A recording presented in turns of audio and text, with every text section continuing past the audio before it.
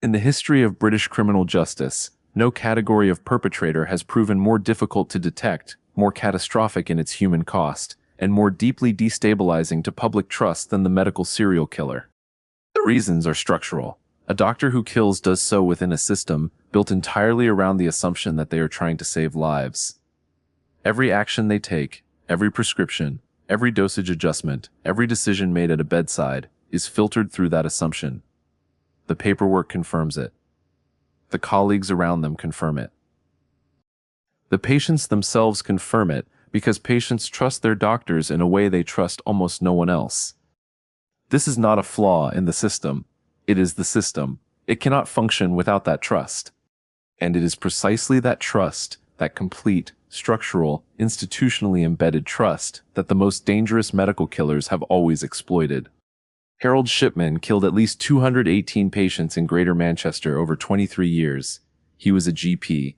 He was trusted.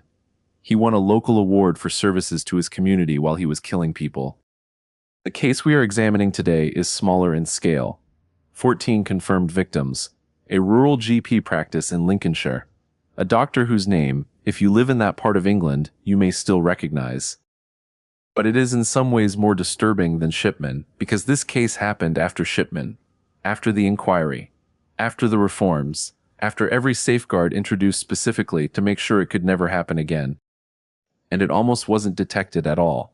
His name was Dr. Edmund Crail, 53 years old, a GP at a rural practice in Lincolnshire, serving a patient list of approximately 3,400 people, the majority of them elderly. He had practiced at the same surgery for 19 years. He was described by former colleagues as methodical, calm, and exceptionally good with elderly patients, patient with them in a way that younger doctors sometimes weren't. He remembered their names. He visited them at home when they were too unwell to come to the surgery. He attended funerals. Between January 2016 and March 2021, 14 of his elderly patients died in circumstances that were, at the time, recorded as natural deaths. All 14 were over 75. All 14 had existing health conditions that made their deaths, individually, entirely plausible. All 14 had Dr. Crail as their responsible physician. All 14 received a home visit from Dr. Crail in the 48 hours before they died. No post-mortem was ordered for any of them. No concerns were raised by any colleague. The deaths were registered. The families were informed. The funerals were held. 12 of the 14 families sent Dr. Crail a card to thank him for his care. The investigation that eventually unraveled what had happened began not because of a suspicious colleague, not because of an alert family member, and not because of any medical oversight mechanism introduced after the Shipman Inquiry. It began because of a locum pharmacist named Ruth Chen, working a 3-week contract at a dispensing pharmacy in Lincolnshire, who noticed something that she couldn't explain in a controlled drugs register, and who decided, against the advice of her supervisor, to report it. She almost didn't.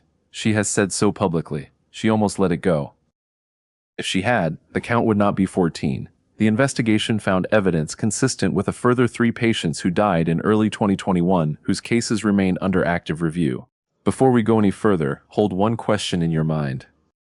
Dr. Crail practiced for 19 years at the same surgery. He was registered with the General Medical Council.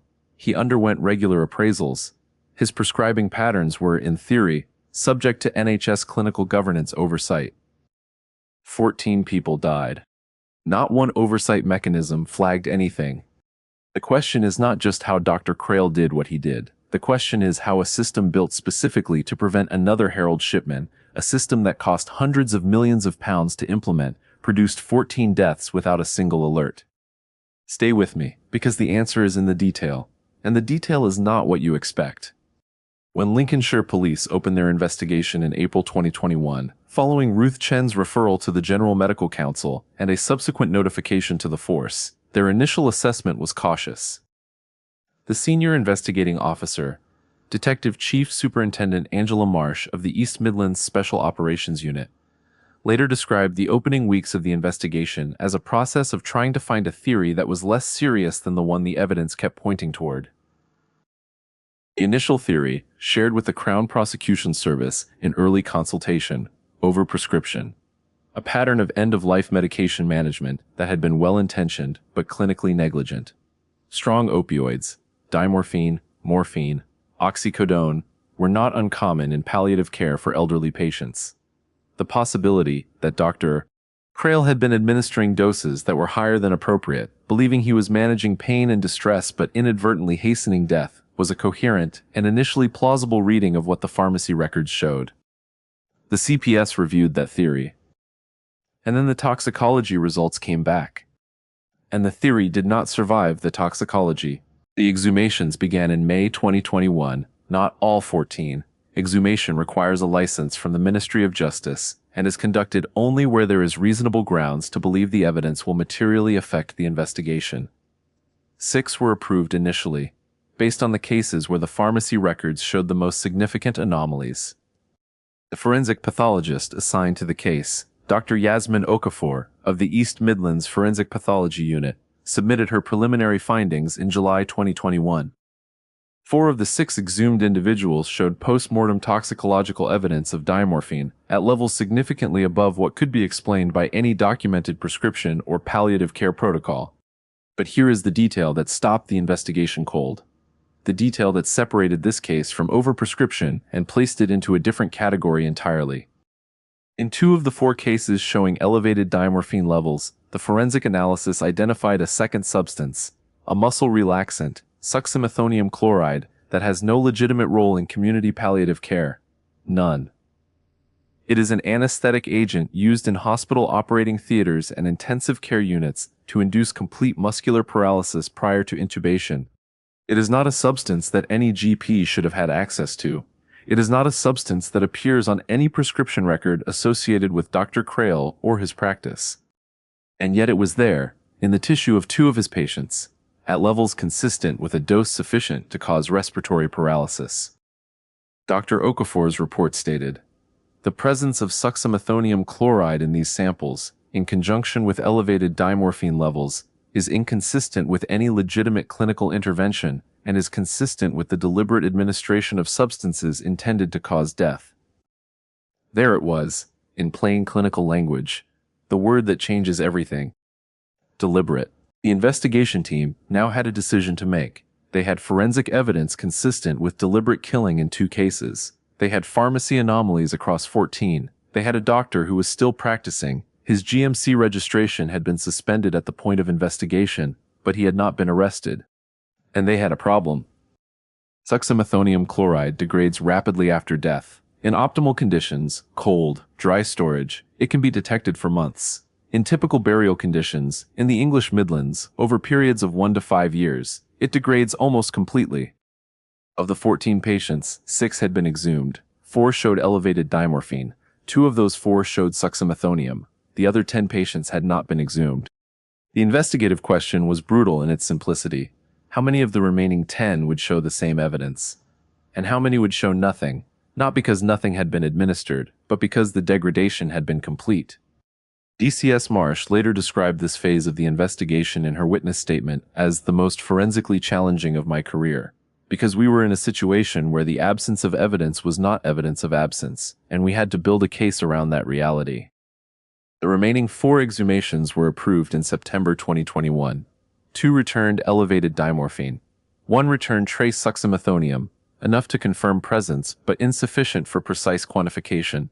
1 returned nothing toxicologically significant. The burial conditions had been too warm, the period too long. The forensic picture was incomplete. It would always be incomplete. The CPS had to decide whether to charge on the basis of what they had. The investigation ran for 22 months. DCS Marsh's team numbered at its peak 31 officers, forensic specialists, and civilian analysts. The documentary record they assembled ran to over 400,000 pages. The controlled drugs register that Ruth Chen had flagged was central. Under NHS regulations introduced following the Shipman Inquiry, all GP practices that dispense controlled drugs are required to maintain a register logging every controlled drug received, stored, and administered.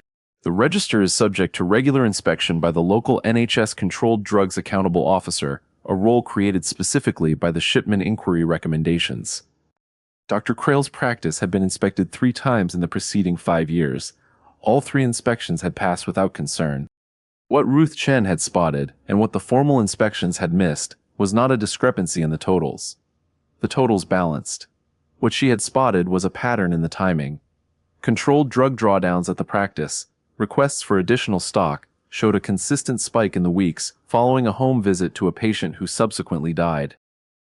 The pattern was not dramatic. It was subtle. It required looking at the register not as a column of numbers but as a timeline, mapping the drawdowns against the patient visit records.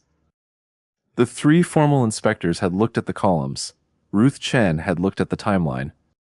When the investigation team replicated her analysis across the full 5-year register, they found the pattern held across every one of the 14 deaths. In 12 of the 14 cases, a controlled drug drawdown had occurred within 7 days of the patient's death. In the 2 exceptions, the drawdown had occurred within 14 days. The probability analysis conducted by a forensic statistician, Dr. James Whitfield of the University of Leicester, concluded that the likelihood of this pattern occurring by chance was less than 1 in 11 million. But there was still no direct evidence of how Dr. Crail had obtained succinylmethonium chloride. It was not available through the NHS dispensing system for community practitioners. It had not been prescribed. It had not been ordered through the practice. Where had it come from? The answer came from an unexpected direction. Dr. Crail had, between 2014 and 2019, attended 3 medical conferences, 2 in the UK, 1 in Vienna, related to end-of-life care and palliative medicine. This was unremarkable. Continuing professional development is a GMC requirement. What the investigation found, when they subpoenaed Dr. Crail's personal email and financial records, was a series of transactions associated with those conference trips that did not correspond to any legitimate conference expense. In 2016, Dr. Crail had made a cash purchase, equivalent to approximately £340, at a medical supplies company in the Netherlands, during a 1-day personal extension of the Vienna conference trip. The company, identified through credit card records from the trip, supplied non-prescription medical equipment and, under Dutch regulations applicable at the time, certain pharmaceutical compounds to registered medical practitioners. The company's records, obtained under a mutual legal assistance request to Dutch authorities, processed in 14 months, confirmed a purchase of succinylmethonium chloride, 200 milligrams in vials, sufficient for multiple administrations. The purchase was made using Dr. Crail's GMC registration number. He had acquired it legally, in another country, using credentials that gave him access, and brought it back.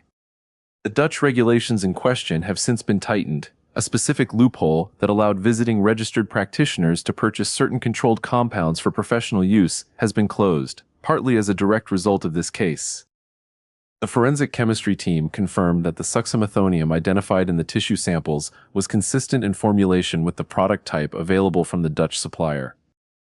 It was not definitive provenance evidence, but combined with everything else, the CPS assessed it as sufficient. Dr. Edmund Crail was charged in February 2023. 14 counts of murder, 3 counts of attempted murder, and 1 count of obtaining a controlled substance by deception. Here is the question that the public inquiry, announced in September 2023, chaired by a retired Court of Appeal judge, was specifically constituted to answer. The Shipman Inquiry, which concluded in 2005, produced 175 recommendations. Many of those recommendations were implemented. The Controlled Drugs Accountable Officer role was created. Prescribing monitoring systems were upgraded. Appraisal processes for GPs were strengthened. Death certification was reformed. The total cost of implementing the post-Shipman reforms across the NHS in England and Wales has been estimated at over £300 million. Dr. Crail's practice was inspected 3 times under the reformed system. All 3 inspections passed. The question the inquiry must answer is not whether the reforms were well-intentioned. They were. The question is whether they were designed to detect what was actually happening, or whether they were designed to detect what Harold Shipman had done, specifically, and no more. Shipman had forged prescriptions and falsified death certificates.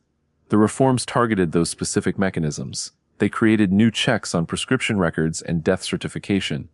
They did not create a mechanism for detecting the pattern that Ruth Chen detected, the temporal correlation between controlled drug drawdowns and patient deaths, because that pattern had not been part of Shipman's method.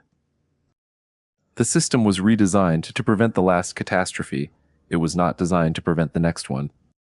That distinction between a system that is retrospectively safe and one that is prospectively safe is the question at the center of the public inquiry. and it is a question that, at the time of this video's publication, remains open.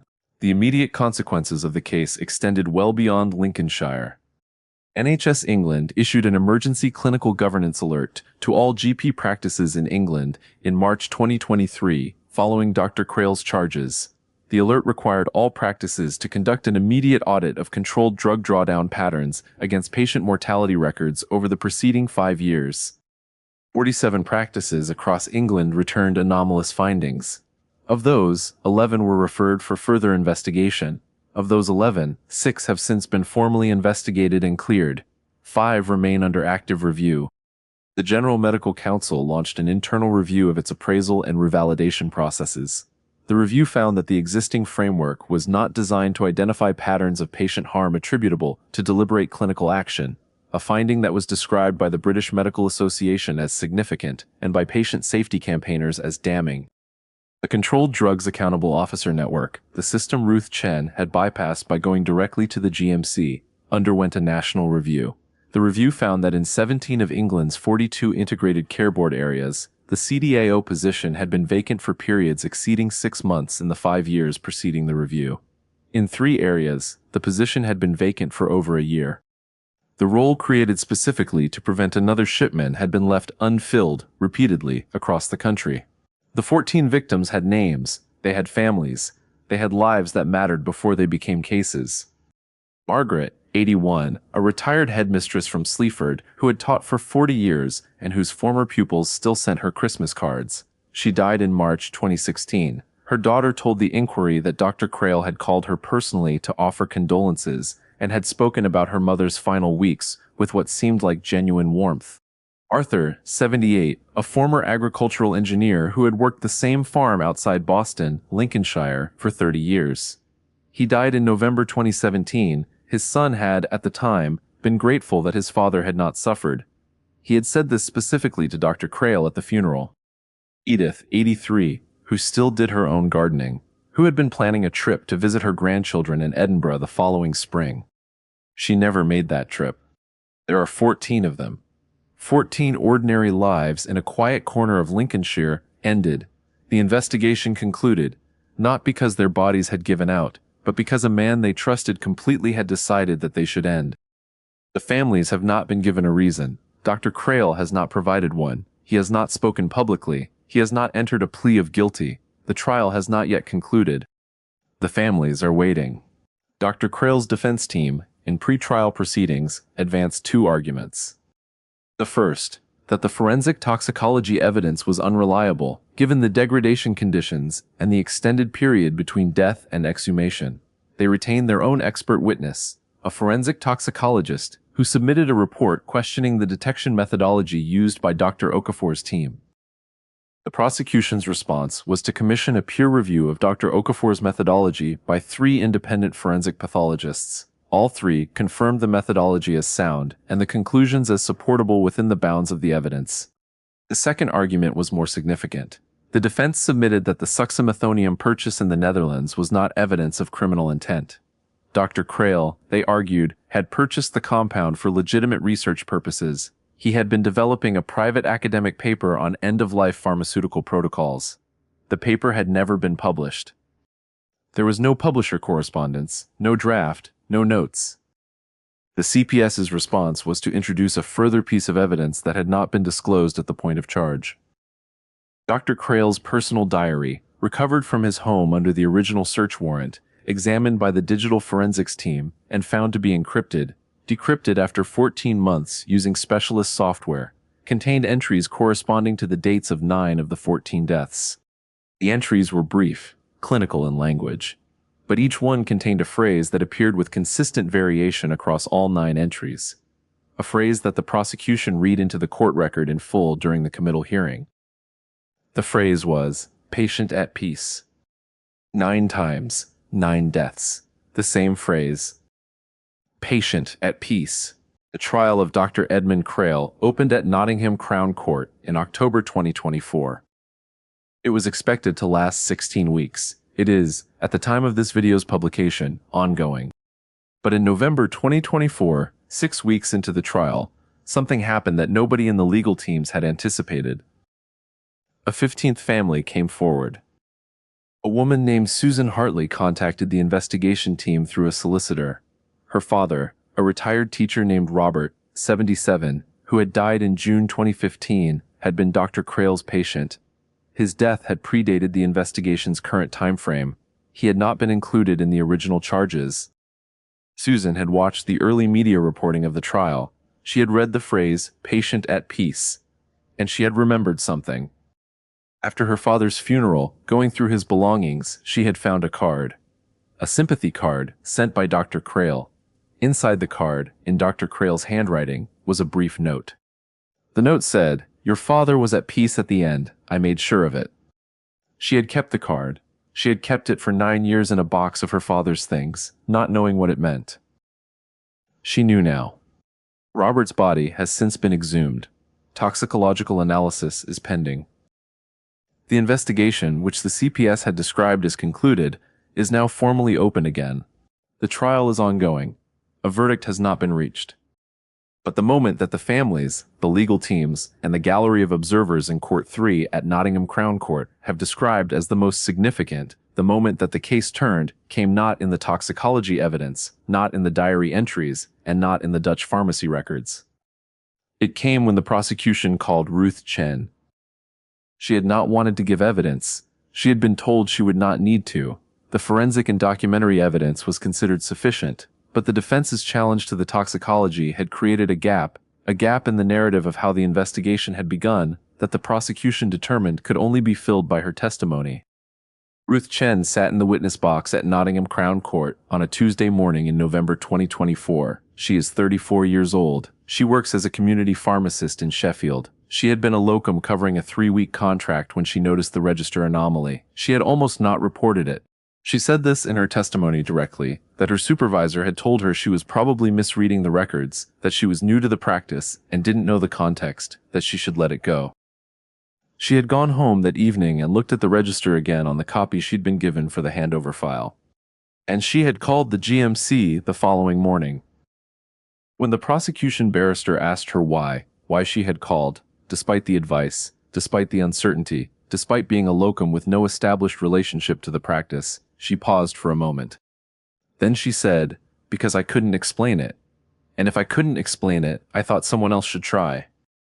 The courtroom was silent. That single decision, made by a 34-year-old locum pharmacist on an evening in April 2021, is the reason this case exists. It is the reason 14 families have answers, however incomplete. It is the reason Robert's family may yet have answers. It is the reason Dr. Edmund Crale is in the dock at Nottingham Crown Court. The case of Dr. Edmund Crale contains several specific lessons that patient safety organizations, including Action Against Medical Accidents and the Patient Safety Commissioner's Office, have cited in post-case guidance. First, the right to request a post-mortem. In England and Wales, the next of kin has the right to request an independent post-mortem examination, funded privately, if they have concerns about the cause of death. Where a death has been attended by a single doctor and no second clinical opinion has been sought, this right exists regardless of whether the attending physician has certified the death as natural. Second, the Controlled Drugs Register is a public document. Under NHS regulations, patients and families can request information about controlled drug prescribing records associated with their care. This right is rarely used and rarely communicated to patients. It exists. Third, the CDAO reporting mechanism. If you are a healthcare professional, a nurse, a pharmacist, a care worker, who observes a pattern of medication use that you cannot explain, the Controlled Drugs Accountable Officer for your integrated care board area is the appropriate reporting route. Their contact details are required to be publicly listed. If that position is vacant in your area, as it was in 17 areas across England at the time of the review, you can report directly to the Care Quality Commission or the GMC. Ruth Chen reported to the GMC. It worked. It should not have been necessary for her to bypass the primary mechanism, but it worked. Fourth, the temporal pattern. The pattern Ruth Chen identified, controlled drug drawdowns spiking in the period immediately following a home visit to a patient who subsequently died, is now a formal indicator in the NHS's updated clinical governance guidance. If you are a healthcare professional and you observe this pattern, you have a professional duty to report it. There is a concept in patient safety research, developed extensively by Professor Charles Vincent at the University of Oxford's Patient Safety Research Collaboration, called the normalization of deviance, the process by which unusual or concerning behavior, when repeated without consequence, gradually comes to be perceived as normal. Dr. Crail worked at the same practice for 19 years. His elderly patients died at rates that, individually, were unremarkable. The rate was only remarkable when viewed in aggregate, and no one was viewing it in aggregate because the system was not designed to look at it that way. Each death was a single event. Each was reviewed in isolation. Each was explainable in isolation. The pattern only emerged when someone looked at all of them together, against a timeline, and asked why this doctor's controlled drug drawdowns kept rising in the week after a home visit to a patient who was about to die. The normalization of deviance means that the longer this pattern continued without consequence, the more invisible it became.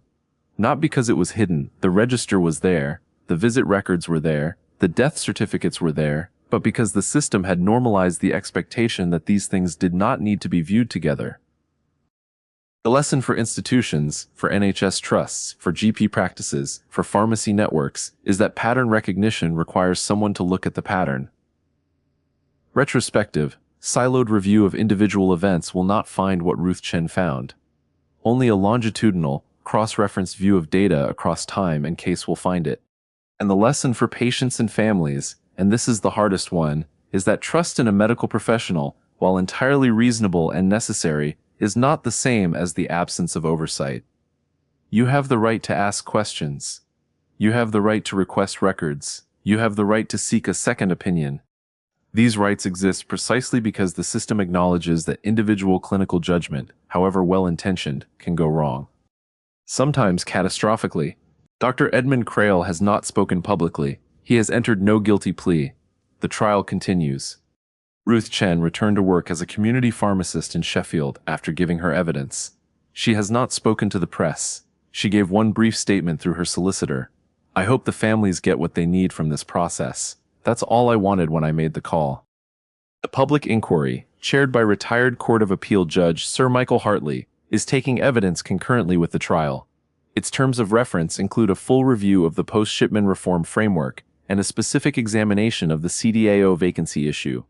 Its report is expected in 2026. The 5 GP practices whose anomalous controlled drug audit findings remain under active review have not been named publicly. The NHS has cited patient confidentiality.